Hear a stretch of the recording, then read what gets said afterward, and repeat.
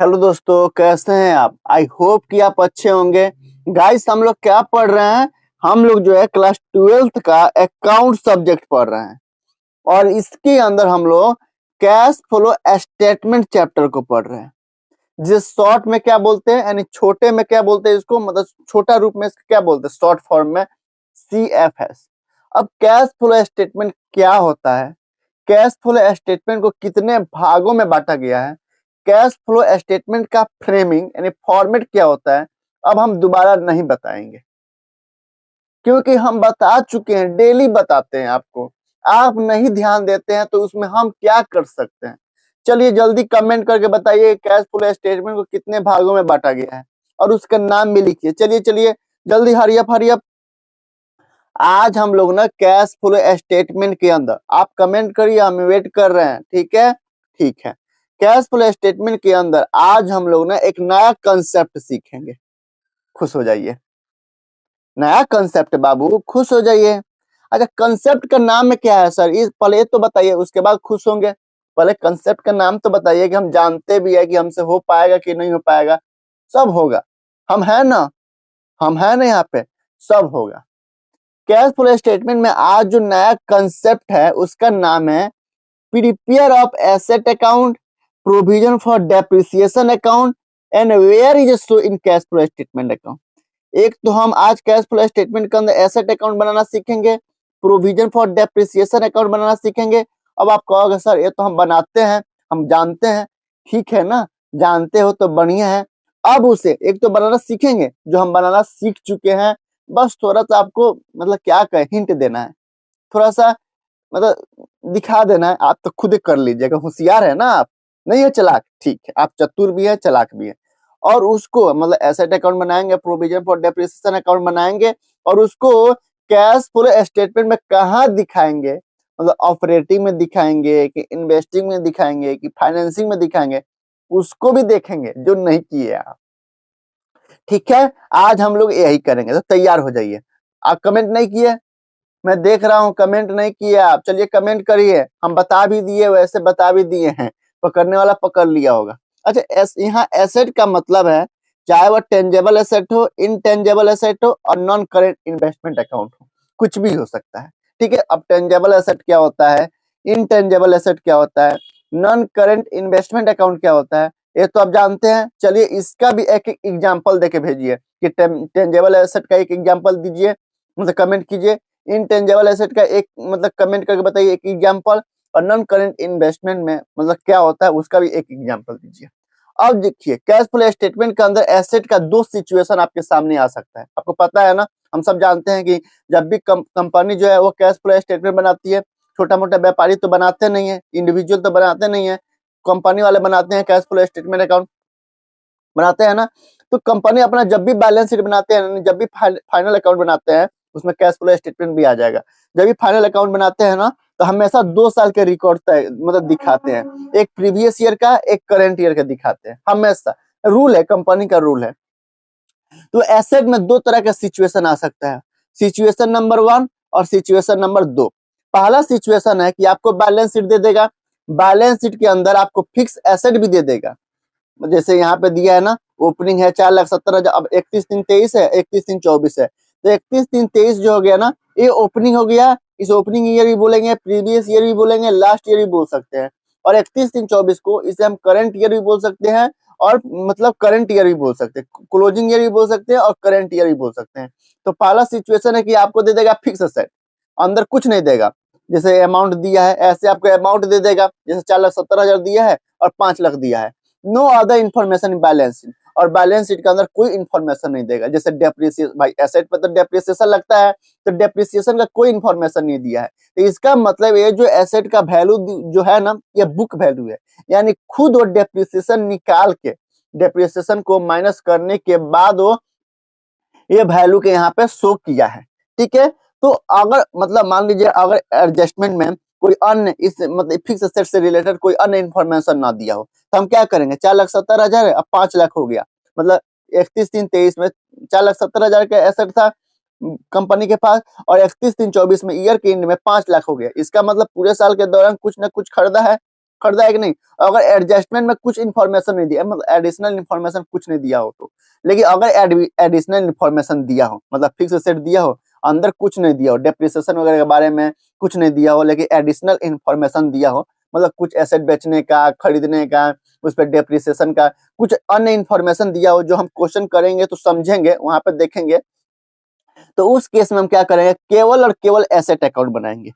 मतलब देख लीजिएगा कि अगर बैलेंस शीट के अंदर एसेट फिक्स एसेट हो, चाहे वो टेंजेबल हो या इनटेंजेबल एसेट हो, और उसके बारे में कोई ना डेप्रिसिएशन दिया हो, ना एमोर्टाइजेशन के बारे में कुछ नहीं दिया हो, तो हम केवल और केवल एसेट अकाउंट बनाएंगे। ठीक है।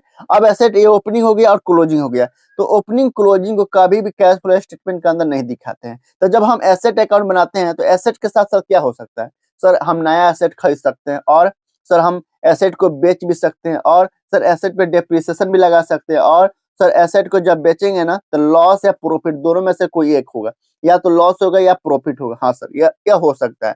तो अब देखते हैं एसेट अकाउंट बना के क्या क्या हो सकता है। ठीक है। और उसको हम कहाँ कैश फ्लो स्टेटमेंट में कहाँ कहाँ दिखाएंगे। ठीक है। ये देखिए, ये एसेट अकाउंट है, और एसेट अकाउंट है तो एसेट का नेचर क्या होता है, एसेट ही होता है। तो जब एसेट का नेचर एसेट ही होता है, तो एसेट को ओपनिंग को कहाँ लिखते हैं, डेबिट साइड में, टू बैलेंस बीडी, यहाँ पे लिखे हैं ओपनिंग, और एसेट के क्लोजिंग को किधर लिखते हैं, क्रेडिट साइड में, बाय बैलेंस सीडी, क्लोजिंग लिख दिए। फिर अगर हम एसेट को बेचते हैं तो जर्नल एंट्री क्या होगा, सर जर्नल एंट्री होगा, पैसा आएगा bank account debit to asset account, asset credit side में है तो बाय बैंक अकाउंट करेंगे, ब्रैकेट में सेल वाला है। अच्छा, अभी अमाउंट क्या होगा हम क्वेश्चन करेंगे तब समझेंगे। अच्छा, सेल किए हैं, जब हम एसेट बेचते हैं तो पैसा आता है, मेरा मेन काम तो बिजनेस का मेन काम, कंपनी का मेन काम एसेट बेचना खरीदना तो नहीं है, लेकिन इसका मतलब वो कहीं ना कहीं कभी ना कभी इन्वेस्ट किया होगा, आज जो पैसा आ रहा है तो हम उसे कहाँ दिखाएंगे, अगर हम एसेट को बेचते हैं पैसा आ रहा है तो उसे हम इन्वेस्टिंग एक्टिविटी में प्लस करके दिखाएंगे, यानी पैसा का इनफ्लो हो रहा है, मतलब पैसा का आ रहा है। ठीक है। दूसरा हम क्या कर सकते हैं, सर एसेट को जब बेचेंगे ना तो लॉस भी हो सकता है, प्रॉफिट भी हो सकता है, दोनों में से कोई एक होगा, या तो लॉस होगा या तो प्रॉफिट होगा, कभी भी दोनों नहीं हो सकता, कोई एक ही होगा। तो अगर लॉस होता है तो उसका हम जर्नल एंट्री क्या करेंगे, सर जर्नल एंट्री करेंगे loss on sale of asset account debit to asset account, asset credit side में है तो by loss on sale of asset account, by loss on sale of asset credit side में लिखेंगे, और इसे कहाँ transfer करेंगे, चूंकि लॉस हुआ है तो ये इन मतलब खर्चा एक तरह से, तो statement of profit and loss account में खर्च दिखाएंगे। और इसे कहाँ दिखाएंगे, कैश फ्लो स्टेटमेंट के अंदर कहाँ दिखाएंगे, अगर लॉस हो गया तो उसे ऑपरेटिंग एक्टिविटी में प्लस करेंगे। कहाँ प्लस करेंगे, जो ऑपरेटिंग एक्टिविटी बनाते हैं तो जब वहां के उसको नीचे जस्ट नीचे लिखते हैं net profit before tax and extra ordinary item, उसके जस्ट नीचे लिखते हैं मतलब क्या लिखते हैं, एडजस्टमेंट एंट्री पास करते हैं कि नॉन ऑपरेटिंग या नॉन कैश एक्सपेंसेस को हम एड बैक करते हैं, क्योंकि loss on sale of asset या मतलब रेवेन्यू नेचर का नहीं है, मतलब कैपिटल नेचर का एक्सपेंसेस है। तो जब कैपिटल नेचर का एक्सपेंसेस है यानी नॉन ऑपरेटिंग एक्सपेंसेस है, तो वहां पे जब हम जहां हम ऐड करते हैं नॉन ऑपरेटिंग या नॉन कैश एक्सपेंसेस को हम एड बैक करते हैं, तो वहां हम प्लस करेंगे ऑपरेटिंग एक्टिविटी के अंदर। उसके बाद सर हम एसेट पे डेप्रिसिएशन भी लगाते हैं, जी सर। तो डेप्रिसिएशन लगता है तो क्या होगा, अगर टेंजेबल एसेट होगा तो डेप्रिसिएशन, अगर इनटेंजेबल एसेट होगा तो अमोर्टाइजेशन लगेगा। तो जब हम डेप्रिसिएशन लगाते हैं एसेट पे तो उसका जर्नल एंट्री क्या होता है, सर डेप्रिसिएशन खर्चा है तो depreciation account debit to asset account, asset credit side में है तो बाय डेप्रिसिएशन अकाउंट। और डेप्रिसिएशन कौन सा एक्सपेंसेस है, सर नॉन कैश एक्सपेंसेस है, तो ऑपरेटिंग एक्टिविटी में इसको हम एड बैक करेंगे, प्लस करेंगे, और इसे भी ट्रांसफर करेंगे statement of profit and loss account में। अच्छा, एसेट अकाउंट के अंदर ये जो डेप्रिसिएशन होता है ना, ये पूरे साल का डेप्रिसिएशन होता है, यानी होल ईयर का डेप्रिसिएशन होता है। मैं इसलिए बता रहे हैं क्योंकि जब हम एक्यूमुलेटेड डेप्रिसिएशन बताएंगे ना, तो एक्यूमुलेटेड डेप्रिसिएशन में केवल जो एसेट के अंदर डेप्रिसिएशन दिखाते हैं ना, वो वाला डेप्रिसिएशन लिखते हैं जिस एसेट को हम बेच रहे होते हैं उसका डेप्रिसिएशन दिखाते हैं। लेकिन एसेट अकाउंट के अंदर केवल डेप्रिसिएशन में पूरे साल का डेप्रिसिएशन दिखाते हैं। ठीक है। अच्छा ठीक है, यहाँ क्लोजिंग हो गया। हाँ सर, अगर हम एसेट बेचते हैं और अगर गेन हो गया यानी प्रॉफिट हो गया तो हम उसका जर्नल एंट्री क्या करेंगे, asset account debit to gain on sale of asset account, तो एसेट डेबिट साइड में है तो डेबिट साइड में लिखेंगे to gain on sale of asset account, और इसे ट्रांसफर करेंगे एसपीएल में, और इसे कहाँ ऐड करेंगे, तो ऑपरेटिंग एक्टिविटी के अंदर हम जब लेस करते हैं ना, नॉन ऑपरेटिंग इनकम को हम माइनस करते हैं तो वहां दिखाएंगे ऑपरेटिंग एक्टिविटी के अंदर कहाँ पे लेस करते हैं नॉन ऑपरेटिंग इनकम, क्योंकि ऑपरेटिंग नेचर का नहीं है ना, नॉन ऑपरेटिंग नेचर का इनकम है तो हम माइनस करेंगे। उसके बाद जब एसेट अकाउंट बनाइएगा ना, तो डेबिट साइड में हमेशा क्लोजिंग बैलेंस जो बचेगा यानी कुछ बैलेंस जो बचेगा हमेशा डेबिट साइड में बचेगा, तो हम उसको क्या करेंगे, उसका मतलब है कि वो परचेज कर रहे हैं, नया मशीन परचेज कर रहे हैं, एसेट परचेज कर रहे हैं। तो जब एसेट परचेज करते हैं तो क्या करेंगे, asset account debit to bank account, asset debit side में है तो टू बैंक अकाउंट, और ये कहाँ दिखाएंगे तो इन्वेस्टिंग एक्टिविटी में माइनस करके दिखाएंगे, क्योंकि पैसा का आउटफ्लो हो रहा है। तो पहला सिचुएशन ये हो सकता है, जब हम क्वेश्चन करेंगे तो बढ़िया से देखेंगे इसको। पहला ये हो सकता है आपके पास बैलेंस शीट देगा, और पहला ये हो सकता है कि बैलेंस शीट में फिक्स एसेट दे दे और डेप्रिसिएशन वगैरह कुछ ना दे, ये हो सकता है पहला केस है। दूसरा केस क्या हो सकता है, दूसरा सिचुएशन क्या हो सकता है, हम दिखाते हैं अभी इसको। पलटे पलटे पलटे, रुकिए एक मिनट। दूसरा सिचुएशन हो सकता है कि आपको मतलब बैलेंस शीट देगा, balance sheet cash flow statement के अंदर बैलेंस शीट देगा, लेकिन बैलेंस शीट में आपको फिक्स एसेट भी देगा और नीचे आपको एक्यूमुलेटेड डेप्रिसिएशन या डेप्रिसिएशन या प्रोविजन फॉर डेप्रिसिएशन के नाम से भी कुछ अमाउंट देगा। जैसे यहाँ पे दिया है, ओपनिंग में दिया है 4 लाख, क्लोजिंग में दिया है 8 लाख। यहाँ पे एक्यूमुलेटेड डेप्रिसिएशन भी दिया है, जबकि सिचुएशन नंबर 1 में वहां पे कोई डेप्रिसिएशन नहीं था, केवल एसेट था।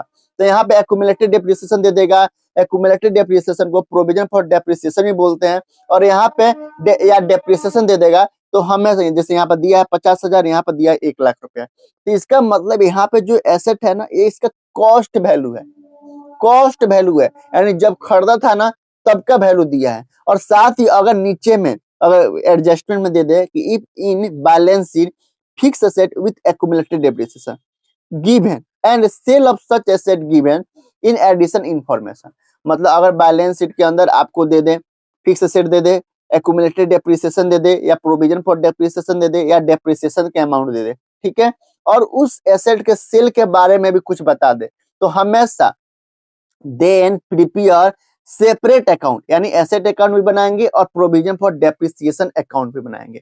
अगर एसेट भी दिया हो बैलेंस शीट में और एक्यूमुलेटेड डेप्रिसिएशन या प्रोविजन फॉर डेप्रिसिएशन या आपको केवल डेप्रिसिएशन दे दे, तो इस केस में हमेशा दोनों अकाउंट बनाएंगे। और यहाँ पे जो एसेट है ना, ये एसेट जो है ना, ये कॉस्ट वैल्यू दिया है, यानी जब जितना में खरीदा था ना उतना में वैल्यू दिया है। तो हम अब कैसे बनाएंगे उसको देखते हैं। पहला फिक्स एसेट कॉस्ट पे है, अच्छा फिक्स एसेट अकाउंट का वही एसेट अकाउंट जैसे बनाया था ना वैसे ही बनाएंगे, लेकिन यहाँ पे जैसे to balance C by balance B opening closing को लिख दी है। फिर अगर हम सेल करते हैं तो बाय बैंक अकाउंट, और इसे इन्वेस्टिंग एक्टिविटी में दिखाएंगे। अगर लॉस हो गया तो loss on sale of asset account transfer SPL account में, और इसे कहाँ ट्रांसफर करेंगे, इसे कहाँ दिखाएंगे तो ऑपरेटिंग एक्टिविटी में, वहां पे एडजस्टमेंट में क्या करेंगे, एड बैक करेंगे क्या, तो जैसे non operating non cash expenses है ना वही दिखाएंगे। यहाँ पर अगर गेन हो गया तो gain on sale of asset account तो कहाँ दिखाएंगे, और ऑपरेटिंग एक्टिविटी में लेस करेंगे, क्योंकि ऑपरेटिंग इनकम में लेस करेंगे, ऑपरेटिंग इनकम में इसे माइनस करेंगे। अगर परचेज किए हैं भाई इधर बैलेंस बचेगा, तो हमेशा परचेज किए हैं और इसे इन्वेस्टिंग एक्टिविटी में कहाँ दिखाएंगे, माइनस करके दिखाएंगे। लेकिन यहाँ पे अगर एक्यूमुलेटेड डेप्रिसिएशन अकाउंट बनाते हैं तो यहाँ पे क्रेडिट साइड में डेप्रिसिएशन नहीं दिखाएंगे, क्या दिखाएंगे, by provision for depreciation account. इसका जनरल एंट्री होगा provision for depreciation asset account debit to, मतलब provision for depreciation account debit to asset account. अब एसेट के साइड में तो by provision for depreciation account, इसका मतलब है कि जिस एसेट को आप बेच रहे हो ना उस पे आज तक कितना डेप्रिसिएशन लगा है उसका डेप्रिसिएशन है, मतलब पूरा एसेट का डेप्रिसिएशन नहीं है। जिस एसेट को हम बेच